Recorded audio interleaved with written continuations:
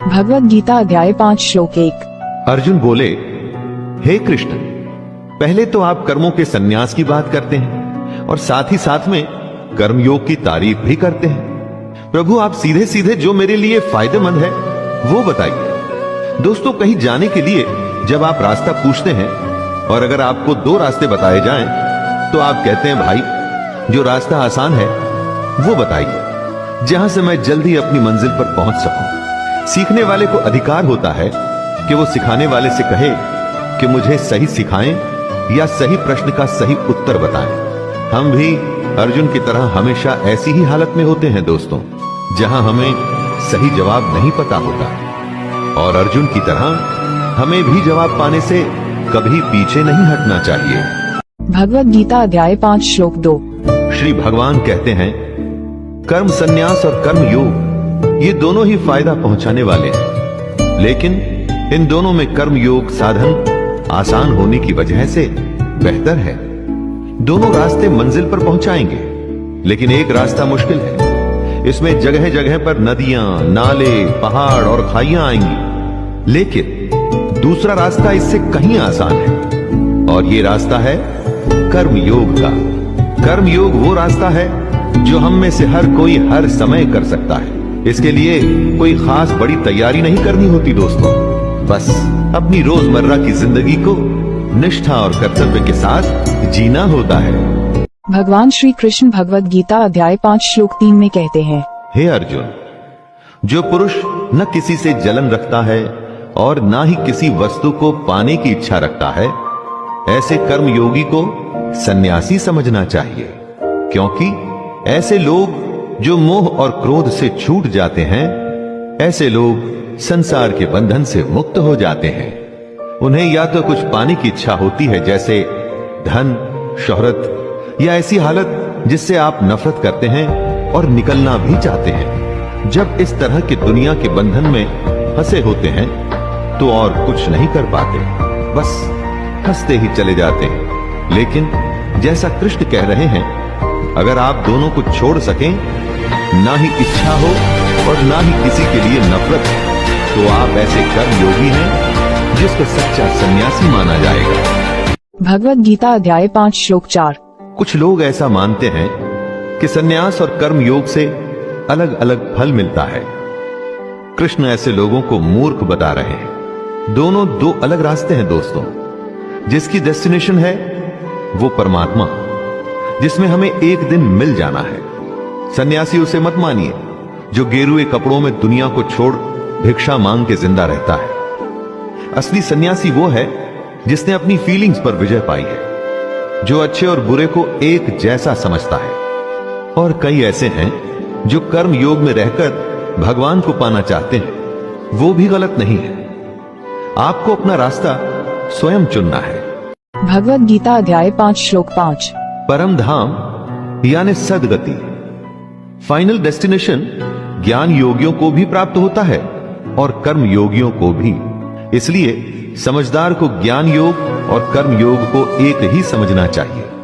कृष्ण ये बात उनके लिए कह रहे हैं जो जगह जगह ज्ञान दिए फिरते हैं कि हर समय भगवान की पूजा करो, पूजा करो और कोई काम मत करो। ये पाखंड है दोस्तों। जैसे ज्ञान योग एक रास्ता है, वैसे ही कर्म योग से भी आप मंजिल को पा सकते हैं।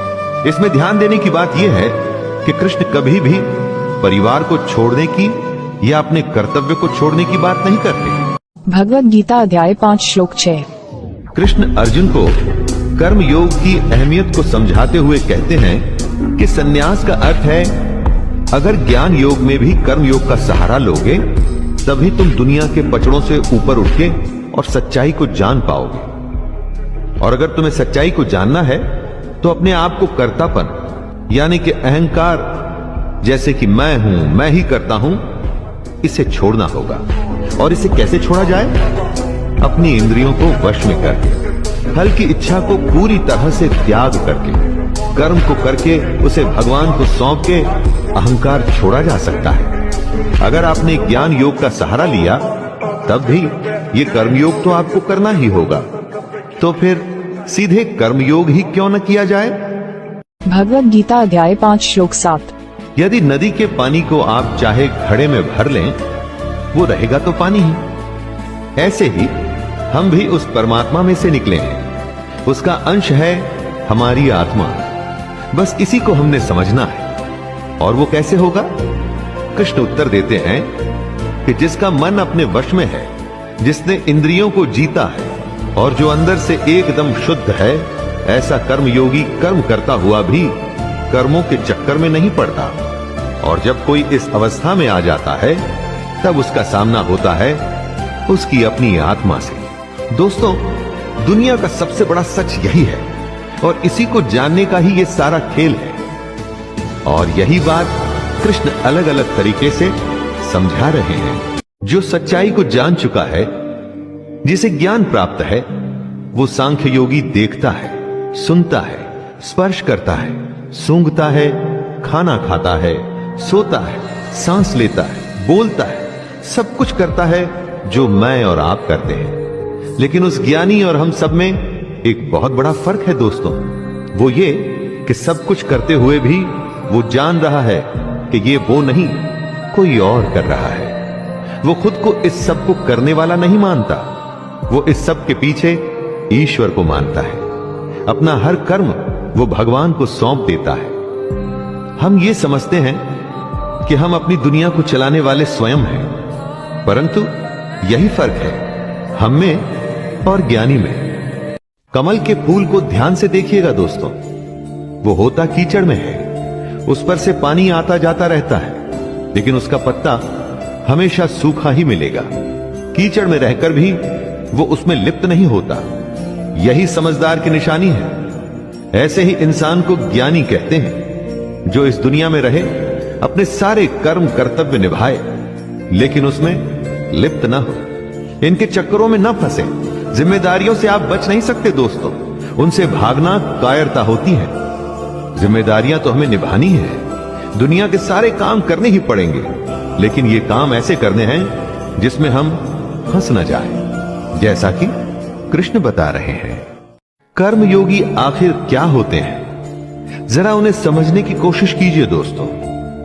योगी अपने शरीर, मन, बुद्धि या इंद्रियों से कर्म करते हैं, लेकिन अपने अंदर से वो भगवान को समर्पित करते रहते हैं। बाहर से देख के ऐसा लगता है कि ये तो सब कुछ हमारे जैसे ही कर रहे हैं, हमारे जैसे ही परिवार हैं, सब कुछ तो नॉर्मल है। लेकिन ऐसा सिर्फ दिखता है।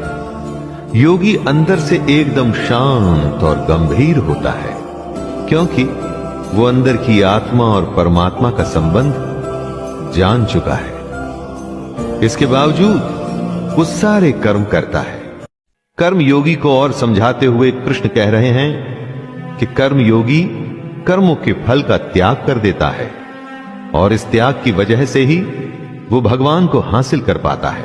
और वहीं दूसरी तरफ जो कर्म योगी नहीं है, जैसे कि हम में से ज्यादातर लोग, हमारे जैसे लोग कर्म के फल की इच्छा करते हैं और बस इसीलिए उसमें बंधे चले जाते हैं और कभी भी इस दुनिया के झमेलों से छूट ही नहीं पाते। देखा जाए तो दोस्तों, एक बहुत छोटा सा फर्क है इसमें। कर्म दोनों कर रहे हैं, बस फल से एक का लेना देना नहीं है और एक का बिल्कुल है। लेकिन इस छोटे से फर्क का नतीजा बहुत बड़ा होता है।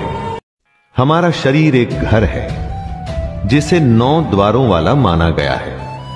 9 द्वार जैसे 2 आंखें, 2 कान, 2 नाक के छेद और इत्यादि। इन्हीं 9 द्वारों के जरिए हम बाहर की दुनिया से डील करते हैं। दुनिया का कोई भी काम बिना इन 9 द्वारों के पॉसिबल नहीं है दोस्तों।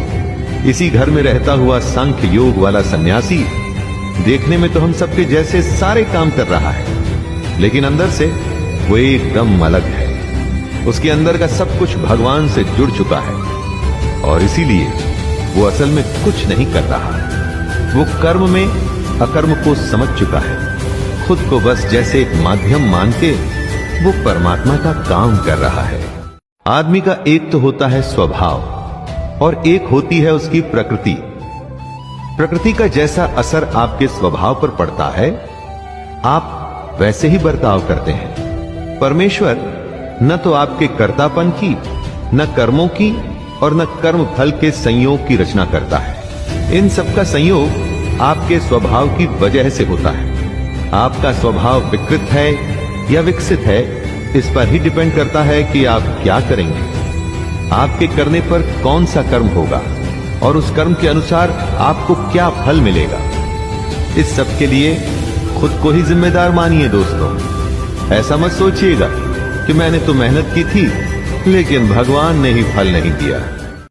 सब कुछ हमारे अंदर है, बस उसे हमारे सामने लाने की देरी भर होती है। उससे 1 to 1 करने की जरूरत होती है दोस्तों। भगवान न किसी के पाप कर्म को और न किसी के शुभ कर्म को ग्रहण करता है। पाप हो या पुण्य, ये तो आपके ही हैं, तो भगवान का इसमें क्या लेना देना। आप अपने स्वभाव, अपने नेचर के चलते जिस तरह के कर्म करते हैं, उसका नतीजा ही पाप या पुण्य होता है। आपके खुद के अंदर ज्ञान है, लेकिन वो अज्ञान के द्वारा ढका हुआ है। उसी के चलते सारे बुरे काम होते हैं। अगर आप उसे पहचान जाएंगे तो उसके बाद सिर्फ अच्छा ही अच्छा होगा।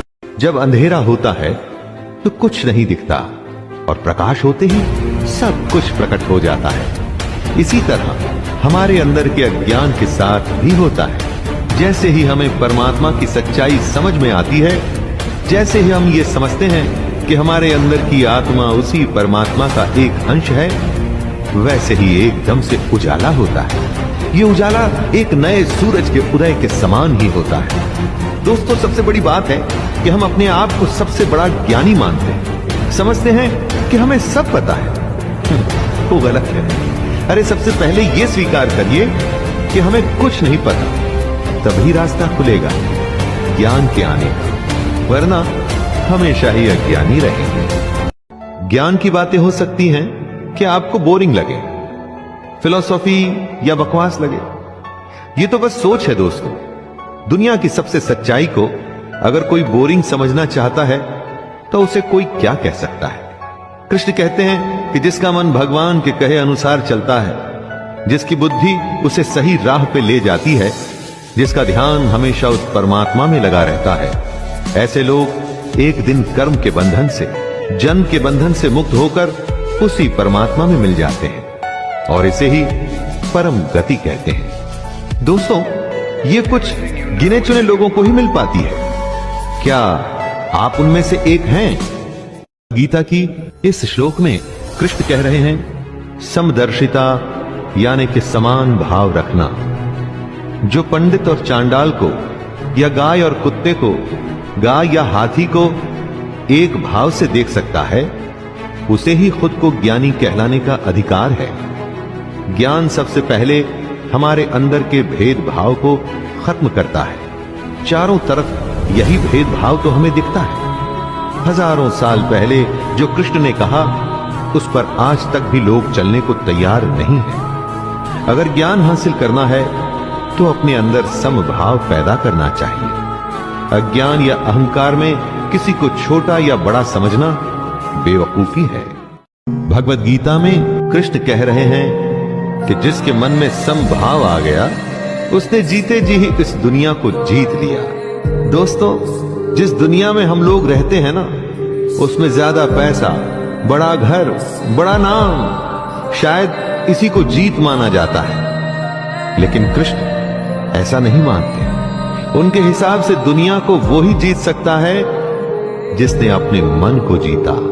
मन के जीतने पर ही समभाव की सिचुएशन आ सकती है। वो पैसा किस काम का जो आपके मन में लोगों के प्रति भेदभाव को खत्म नहीं कर सकता। इसीलिए समभाव ही ब्रह्म की स्थिति होती है। श्री भगवान कह रहे हैं, जो पुरुष अच्छा होने पर खुश ना हो, बुरा होने पर परेशान ना हो, उसे ही स्थिर बुद्धि और संशय रहित माना जा सकता है। स्थिर बुद्धि का मतलब हुआ जिसकी बुद्धि स्थिर है। कठिन हालात में जब फैसला लेना पड़ता है, उस समय आपकी बुद्धि अगर स्थिर होगी तो फैसला जल्दी और सही लिया जाएगा, और अगर विचलित होगी तो यहां वहां भागेगी तो फैसला भी देरी से और गलत आएगा। स्थिर बुद्धि ही आपके मन के संशय और शक को भी दूर करती है, और तभी आप बनते हैं संशय रहित यानी डाउटलेस। दोस्तों, मन से शंका अगर दूर हो जाए तो निश्चय की स्थिति आती है। धन धान्य, खाना, अपनों का प्यार, महंगी चीजें, ये सब बहुत ही आनंद देती हैं। दुनिया की चीजों का मजा ही कुछ अलग है। इसीलिए तो हम हमेशा इन्हीं बाहरी चीजों को हासिल करने में लगे रहते हैं। अब अगर आपको यह बताया जाए कि कुछ ऐसा भी है जो इन सबसे सैकड़ों हजारों गुना ज्यादा आनंददायक है, तो दोस्तों क्या आप उसे हासिल करने की कोशिश करेंगे? जी हां, भगवान कृष्ण की भगवत गीता वही बता रही है। बाहर की चीजों से ज्यादा जिसे अपने अंदर की बातों से ज्यादा आनंद आता है, सच्चा ज्ञानी वही है। उसी ज्ञानी को ऐसे आनंद का अनुभव हो सकता है जिसके बारे में हम और आप सोच भी नहीं सकते। ये ही संस्पर्शजा भोग दुःखयोन एव ते आद्यंतवंत कौन्ते न तेषु रमते बुद्ध। अर्थात आंखें देखती हैं, कान सुनते हैं, जीभ स्वाद बताती है, त्वचा स्पर्श करती है। इन्हीं इंद्रियों और उनके विषयों के भोग से हमें आनंद की प्राप्ति होती है।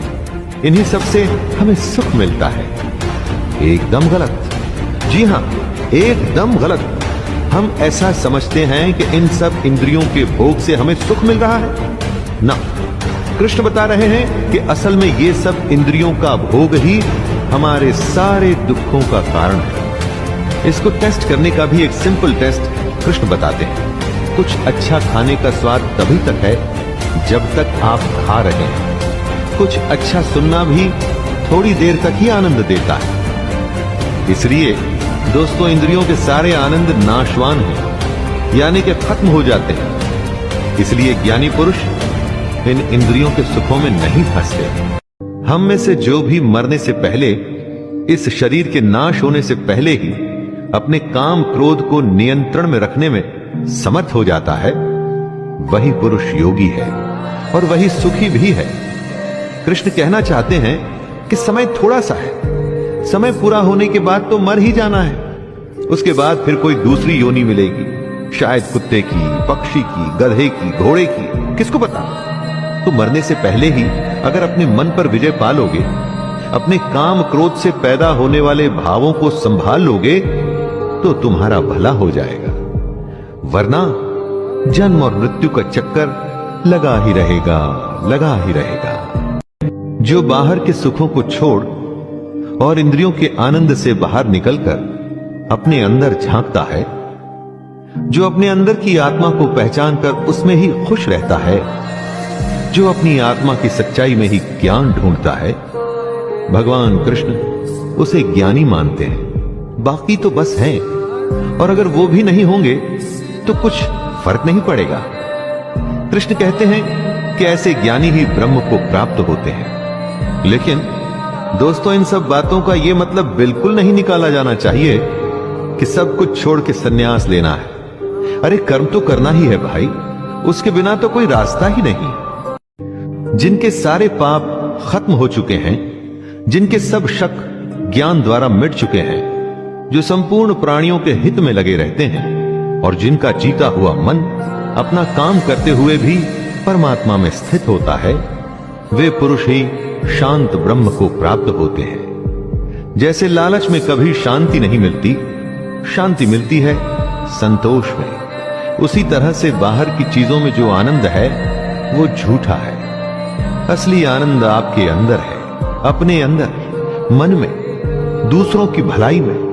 जो इस तरह से अपने आप पर विजय पा लेता है और इन बातों के कहे अनुसार चलता है, उसी को अंत में ब्रह्म की प्राप्ति होती है। दोस्तों, ज्ञान की शुरुआत होती है मन पर विजय पाने के साथ। लेकिन मन को कैसे जीता जाए? अपनी भावनाओं को कंट्रोल करके। जब भी आप बेहद ज्यादा गुस्सा होते हैं तो आपको पता लगता है, बहुत ज्यादा प्यार में होते हैं तो भी पता लगता है। बस इसी अति को रोकना है। यही वो भावनाएं हैं जिनको नियंत्रण में लाना है। काम क्रोध पर तभी विजय पा पाएंगे जब मन में प्रण करेंगे कि विजय पानी ही है। सोचेंगे ही नहीं तो कभी कुछ होगा ही नहीं दोस्तों।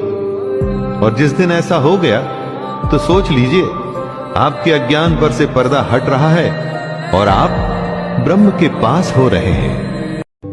दुनियादारी को भूल बाहर के विषय भोगों को छोड़ के आंखों की दृष्टि को माथे के बीच में स्थित करके अपनी सांस पर ध्यान दीजिए। इसे ही प्राणायाम कहते हैं। ये एक माध्यम है ध्यान में जाने का, अपनी इंद्रियों को वश में करने का। जिंदा रहने के लिए अपने आप सांसें तो सबकी चलती हैं। अपनों को औरों से अलग करिए दोस्तों। अपनी आती और जाती हुई सांसों को नियंत्रण में करिए। तभी आप अपनी इंद्रियों, मन और बुद्धि को जीत पाएंगे। तभी आप इच्छा, भय और क्रोध से छूट पाएंगे और इसी से ही आपको मुक्ति मिलेगी। कृष्ण बता रहे हैं, अपने कहे पर चलने वाले को कृष्ण अपना भक्त मानते हैं, जो उन्हें बहुत प्रिय है। वो कहते हैं कि जो यज्ञ करता है और सैक्रिफाइस करके मेरे कहे पर चलता है, अपने कर्तव्यों का सच्चे मन से पालन करता है, वो एक दिन मुझे ही प्राप्त होता है और मैं उसे प्राप्त होता हूं। दोस्तों, कृष्ण को आप भगवान भी मान सकते हैं या उन्हें आप शांति भी मान सकते हैं। उनके कहे पर चलने में हो सकता है आपको भगवान मिले या हो सकता है आपको शांति मिले, और इन दोनों अवस्थाओं में कोई फर्क नहीं है। जिस दिन भगवान की सच्चाई मिल जाती है, उससे बड़ी शांति और कोई हो ही नहीं सकती।